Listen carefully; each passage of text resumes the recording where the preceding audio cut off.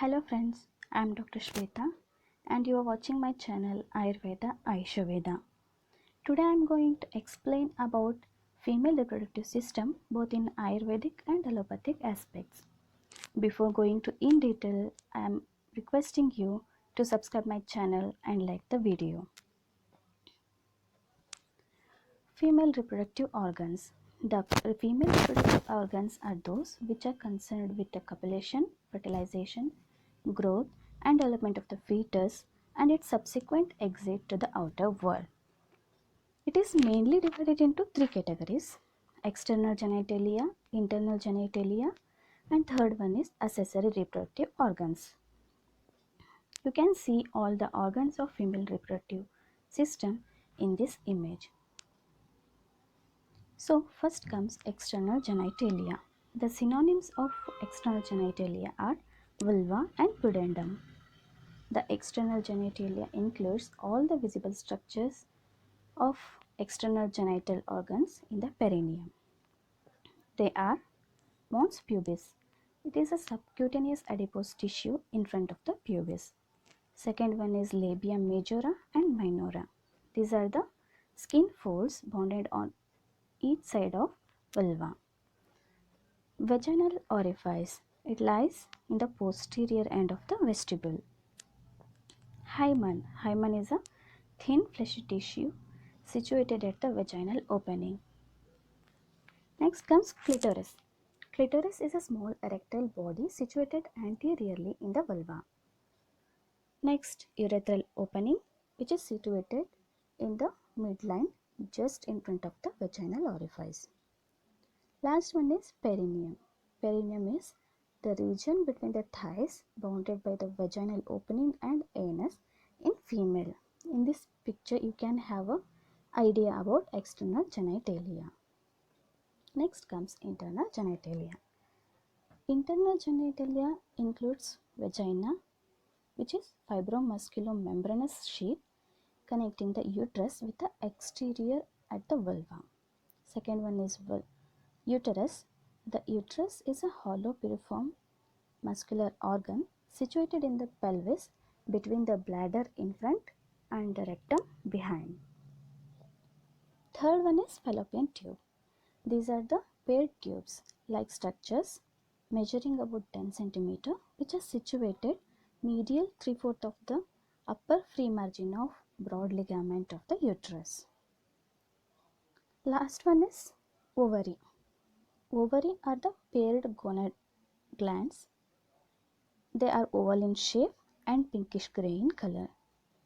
You can see the picture of internal genital organs in this picture. So now we will see in detail about these structures. First one is vulva.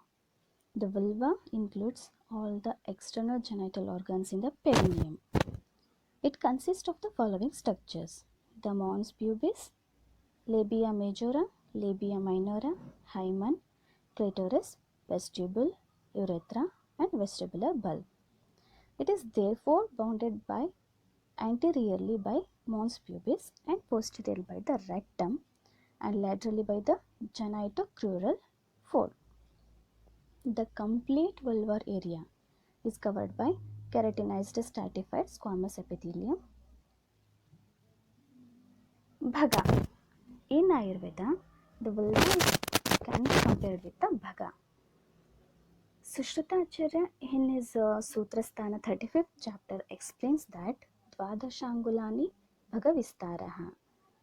The vulva is of 12 angulas, and also Acharya Dhalana says that this is the measurement of the vaginal introitus of a woman who is called as Hastini. Next comes the clitoris.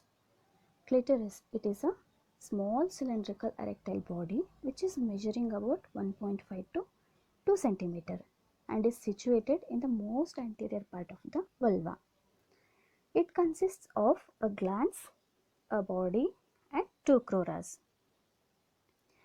And it consists two cylindrical corpora cavernosa which are erectile tissues. The glans of the clitoris is covered by squamous epithelium and is having rich nerve supply. The vessels of clitoris are connected to the vestibular bulb and are liable to get injured during childbirth. This clitoris is homologous to the penis of the male, but it differs, being completely separate from the urethra. It is attached to the undersurface of the symphysis pubis by the suspensory ligaments. Bhagashishnika or Smarapatra. The clitoris can be compared to the Bhagashishnika in Ayurveda, which is also called as Smarapatra. Acharya Dhallana has explained about this. According to him, the Smarapatra is situated in the upper portion of the organ resembling the leaf of pipali, that is Bhaga. Below this, there is orifice for the discharge of menstrual blood, that is nothing but vagina. During sexual act, this is highly stimulated and is also have synonyms like Smaramandira, Madanata Patra. Next comes vagina. So, the vagina is a fibromusculomembranous sheath communicating the uterine cavity with the exterior at the vulva. It is the organ of copulation and forms the birth canal of parturition. It constitutes the excretory channel for the uterine secretion and menstrual blood. The canal is directed upwards and backwards, forming an angle of 45 degrees with a horizontal in erect posture.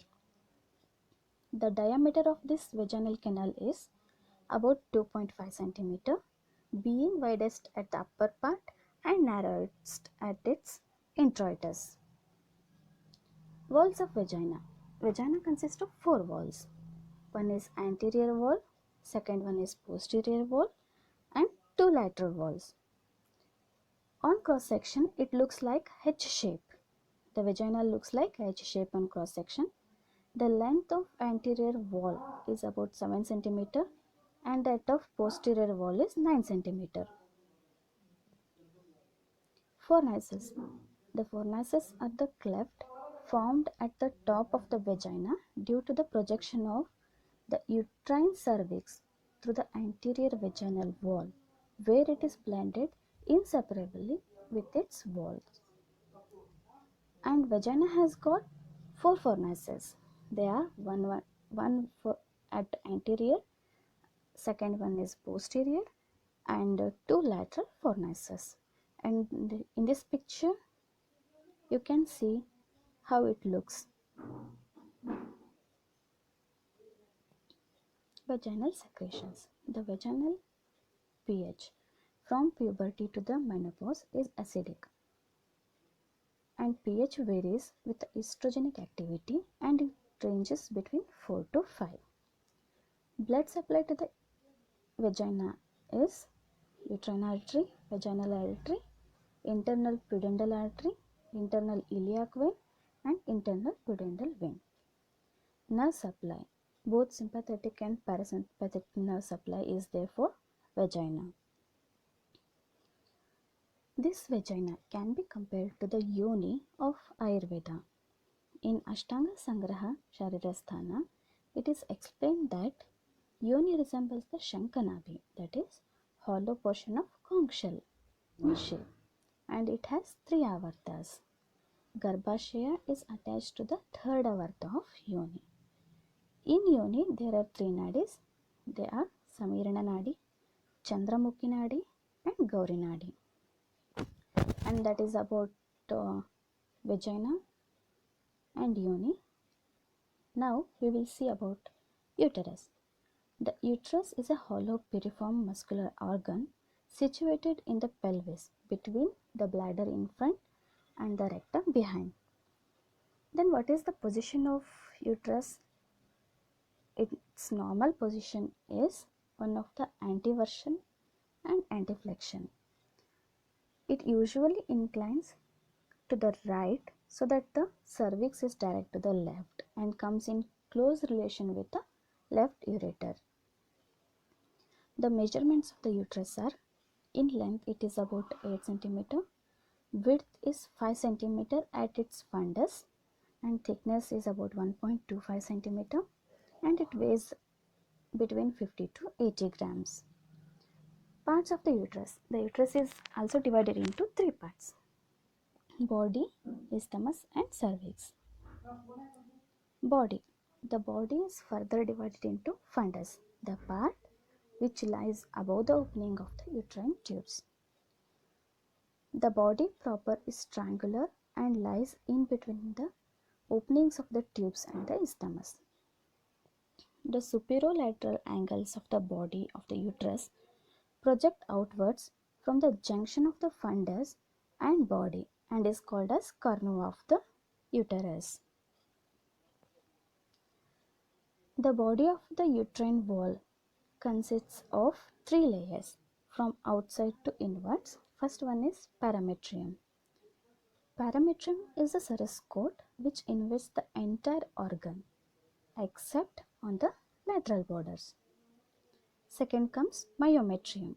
This myometrial layer consists of thick bundle of smooth muscle fibers held by connective tissue and are arranged in different directions. Third comes endometrium. The mucous lining of the cavity is called as endometrium. It consists of lamina propria and surface epithelium. The endometrial glands, nerves and vessels are present in the lamina propria. This endometrium is changed into decidua during pregnancy. The peritoneal relations to the uterus are: first one is uterovesical pouch.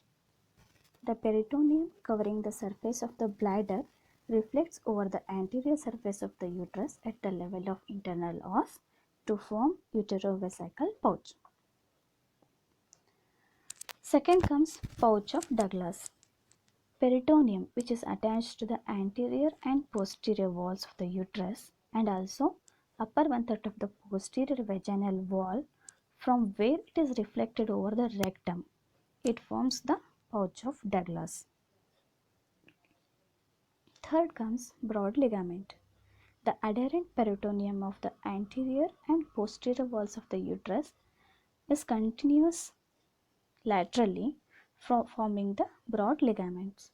These are the peritoneal relations to the uterus.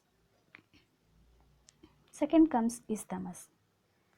It is a constricted part measuring about 0.5 cm, which is situated between the body of the uterus and cervix.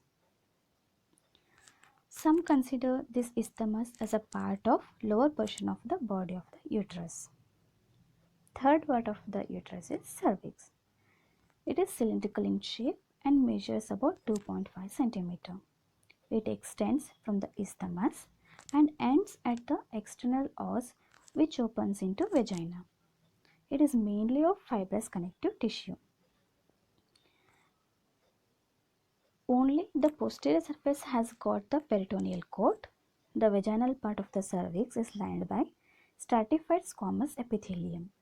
The squamo-columnar junction situated at the external os. The secretion of cervix. The endometrial secretion is scanty and watery, whereas the secretion of cervix is alkaline, thick, rich in mucoprotein, fructose and sodium chloride. Cavity of the uterus. The cavity of uterine body is triangular on coronal section with base above and apex below. It measures about 3.5 cm and there is no cavity in the fundus. The cervical canal is fusiform and measures about 2.5 cm. The normal length of the uterine cavity is usually 6.5 to 7 cm. The blood supply to the uterus is uterine artery, superior vesical artery, ovarian artery and vaginal artery. Nerve supply by principally from the sympathetic nerves but partly by the parasympathetic nerves. Lymphatics. The lymphatic drainage for the uterus is the body part of the uterus drain into lateral aortic glands, superficial inguinal gland, and external iliac groups, where the cervical part drain into external iliac groups, internal iliac groups, and sacral group of glands. So, the cervix is insensitive to touch, heat, and also when it is grasped by the instrument. The uterus is developed from the fused vertical part of two Mullerian ducts. In this picture, you can see the blood supply and nerve supply to the uterus. Next comes the fallopian tube. Fallopian tubes are paired structures measuring about 10 cm and are situated in the medial 3/4 of the upper free margin of broad ligament. You can have a clear look of the fallopian tubes in this picture. Each has got two openings, one communicating with the lateral angle of the uterine cavity and another one is on lateral end of the tube, which is called pelvic opening. The fallopian tube has got four parts. One is intramural part, second one is isthmus, third one is ampulla, and fourth one is infundibulum. The main functions of this fallopian tube is, first one is transport of gametes, second one is to facilitate fertilization and survival of the zygote through its secretions.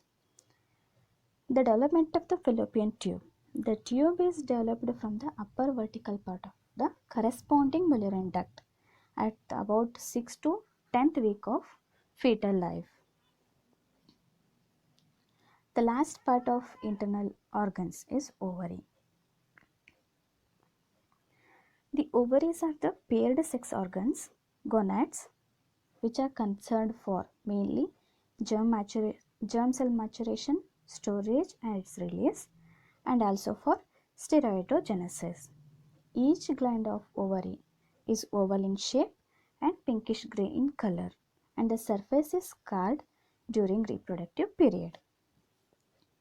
Each ovary measures about 3 cm in length, 2 cm in breadth, and 1 cm in thickness. And each ovary has two ends. One is tubal end, second one is uterine end. And also it has two borders. One border is mesoovarian and second one is free posterior border. And it also have two surfaces. One is medial surface, second one is lateral surface. So the structures, the ovary is covered by a single layer of cubical cells known as germinal epithelium. The substance of the gland consists outer and inner medulla. Here first comes the cortex.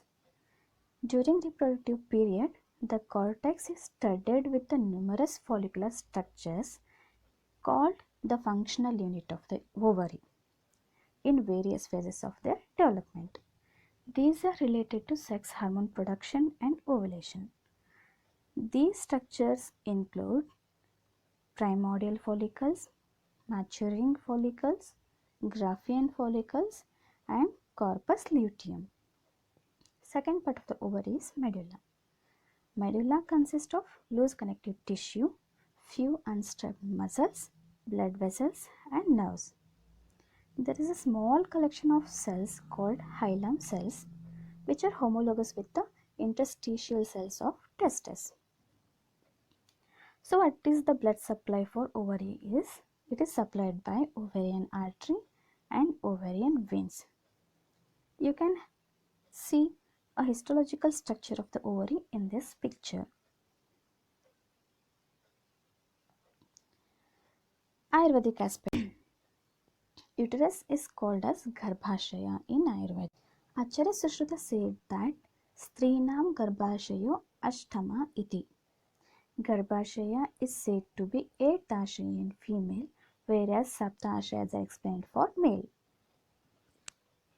He also explains that woman possesses one extra 8th Ashaya called Garbhashaya, which is situated in the third avarta of yoni behind the urinary bladder. Dallana says that Garbhashaya is a hollow inside just like mouth of Rohita Matsya. According to Acharya Arunadatta, it is made up of Sarabhaga of Rakta and Mamsa. Acharya Sushruta has explained about the Artavavaha Srotas and their Moola. According to him, they are two in number. One is Garbhashaya and second one is Artavavahi Damani. Any injury to these structures, means to these Artavavaha Srotas, leads to the complications like infertility, dyspareunia, amenorrhea, etc. Next, he explains about the Garbhashaya Budna, which can be compared to the fundus, the part of Garbhashaya which is present above the attachment of Dimba Pranali. Here Dimba Pranali means fallopian tubes. The structure which is above the Dimba Pranali is termed as Garbhashaya Budna. During Prasava Kala, this part of the Garbhashaya will become highly active. Next comes Garbhashaya Adobhaga. It can be compared with isthmus. This is the lowest part of the Garbhashaya which connects Garbhashaya to the yoni. The part where the Garbhashaya Sharira and Garbhashaya Adobhaga meets, that part is called as anatomical os in the modern science. During pregnancy, it becomes very soft, which can be seen during a Hagar sign. As the Garbhavruti takes place, this part becomes thinner and develops as the lower segment of the uterus.